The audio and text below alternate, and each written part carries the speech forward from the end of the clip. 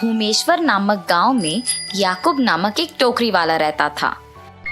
याकूब बचपन से ही अपनी माँ को टोकरी बनाने में मदद करते खुद बनाना सीख गया था। उसकी माँ का बीमारी के कारण देहांत हो जाने के बाद अकेले टोकरी का व्यापार चला रहा था। एक दिन में 25 से 30 टोकरी बनाने का सामर्थ्य बन गया था। हर रोज जंगल में जाकर टोकरी बनाने के लिए जरूरी चीजें इकट्ठा करके उनको दुकान ले जाके अपना काम शुरू करता था। जितने कर सकता था उतने टोकरी बना के बेचता था। आए हुए आमदनी से घर के लिए जरूरी चीजें खरीद कर बचे हुए पैसों को 2 अलग अलग पेटियों में इकट्ठा करता था। ऐसे ही एक दिन जब याकूब अपने दुकान में काम करते व्यस्त था, एक 13 साल का बालक वहां पे आके याकूब से भीख मांग रहा था। भैया 2 रुपए, बस 2 रुपए दीजिए भैया। बच्चे को ऐसे देख याकूब उसको 2 रुपए देता है। अगले दिन हर रोज की तरह जब याकूब अपने ही काम में मग्न था, तो कल जो बालक आया वही बालक वापस आके उसे भीख मांग रहा था। ऐसे उसका रोज आना देख याकूब पूछता है, तुम्हारा नाम क्या है? ऐसे हर रोज क्यों भीख मांग रहे हो बेटा? मेरा नाम वासु है भैया। ऐसे भीख मांगने से ही मुझे खाना मिलती है भैया। अरे रे, अच्छा ठीक है, हर रोज खाना मिलने के उपाय है मेरे पास, बताओ तुम्हें। वो क्या है भैया? मैं तुम्हें टोकरी बनाना सिखाऊंगा, और इतना ही नहीं, मैं तुम्हें दिन में 3 बारी खाना भी दूंगा। मेरे साथ रहते हुए काम करोगे? माँ बाप के ना होने पर और 3 बारी दिन में बिना भीख मांगे खाना मिलने की खुशी में वासु याकूब के प्रस्ताव को खुशी खुशी स्वीकार करता है। और उस दिन से हर रोज वासु भी याकूब के साथ दुकान जाना शुरू करता है। याकूब को टोकरी बनाने में मदद करते हुए काम सीख लेता है। केवल इसी में नहीं, बल्कि याकूब को खाना बनाने में भी मदद करता था। ऐसे ही हर काम में वासु याकूब के लिए एक सहारा बन गया था। एक दिन याकूब और वासु टोकरी को बनाने के चीजें लाने जंगल जाके लौट रहे होते हैं। याकूब अपने सिर पे लकड़ियों को उठाता है और वासु अपने हाथ में बाकी चीजें उठाता है। कच्चा रास्ता होने के कारण उसमें बहुत गड्ढे होते हैं। याकूब अपना संतुलन खो देता है और नीचे गिर जाता है। याकूब को नीचे गिरे हुए देख वासु परेशानी में मदद के लिए इधर उधर देख के चिल्लाता है। एक रिक्शा मिलने पर उसमें याकूब को अस्पताल ले जाता है। डॉक्टर याकूब की चिकित्सा करने के बाद उसके कमरे में आके कहते हैं, याकूब का बायां हाथ टूट गया है। उसे लगभग 6 महीने आराम की आवश्यकता है और उसे कोई काम नहीं करना चाहिए। उसे सख्ती से आराम कराना चाहिए। याकूब को हॉस्पिटल से लेके आने के दिन से हर रोज वासु उसका बहुत ख्याल रखता था और भगवान से प्रार्थना करता था कि याकूब जल्दी से ठीक हो जाए। ऐसे ही दिन गुजर जाते हैं।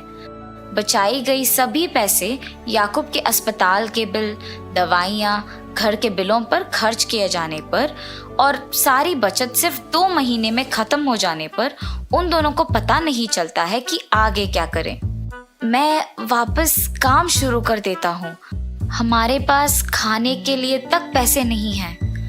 आपकी चिकित्सा को हुए कम से कम 2 महीने भी नहीं हुए पूरे। जब तक आप 6 महीने तक आराम नहीं करेंगे तब तक आप पूरी तरह से ठीक नहीं हो पाएंगे।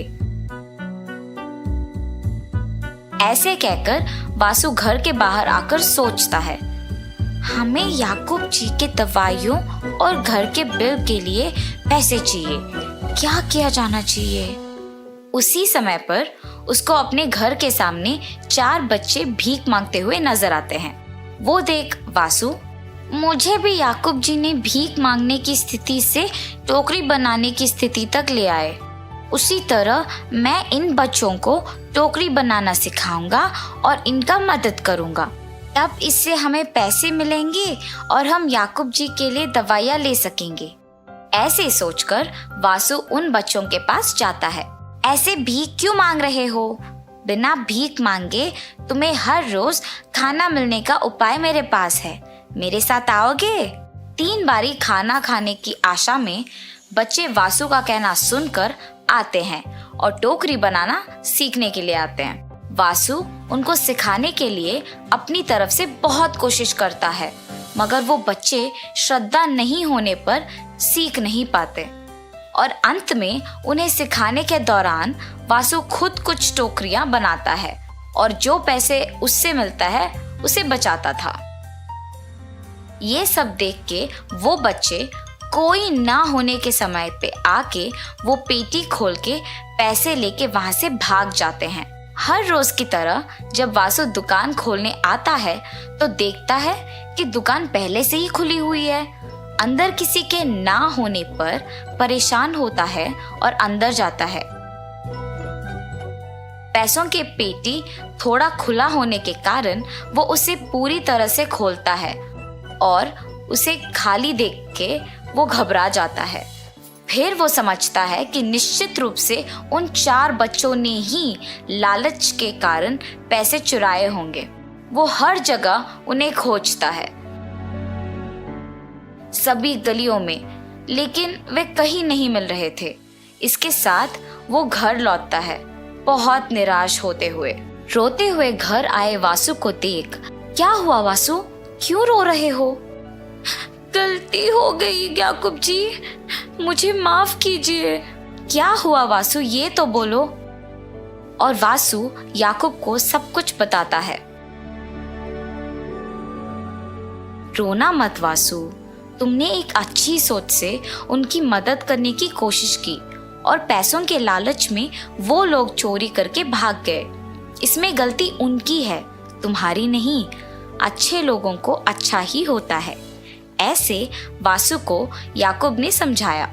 याकूब के बचत के थोड़े पैसे वासु को देकर टोकरी बनाने की चीजें लाने कहता है। वासु के लाए चीजों से टोकरी बनाने में याकूब से जितना हो सके उतना मदद करता है और वासु को अपना साइकिल देके टोकरियां बेचने बाहर भेजता है। और ऐसे ही दोनों से जितना हो सके उतना काम करके पैसा कमा के खुशी से जीते हैं। इस कहानी का नैतिक है, ये जरूरी नहीं है कि गलत करने वालों से हम अच्छे से ना पेश आए। उनके बर्ताव से उनका स्वभाव पता चलता है।